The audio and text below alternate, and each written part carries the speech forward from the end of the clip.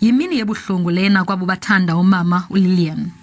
Uninzi lomchaze njengegorha ngenxa yendima ayidlale ekulweni urhulumente wengcinezelo. Ubulumko bakhe nokunyaniseka kwakhe zezona zinto zibaluliweyo ngaye. As the provincial government, we wish to convey our heartfelt, deepest sympathies to the family at this hour of grief.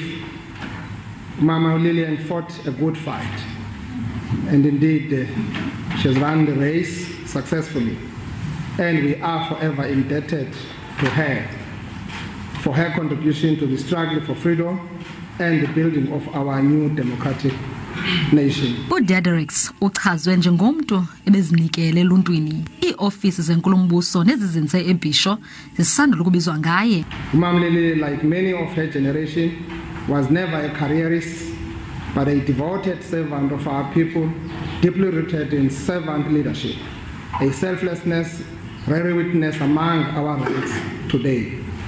Our proud liberation movement is poorer indeed without her. Kusapho lwakhe ebeliphawu lethemba ebekelwe phezulu. She was undoubtedly the queen of our family, our matriarch. Doesn't matter what decision you made, you ran it past her.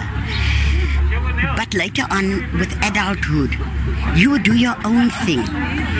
She would either give a stamp of approval or stamp of disapproval.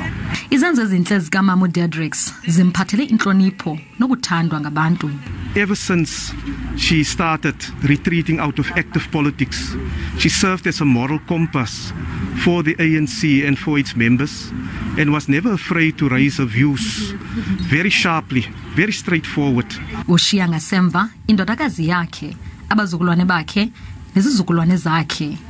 Kwiindaba zeSABC, eGqeberha.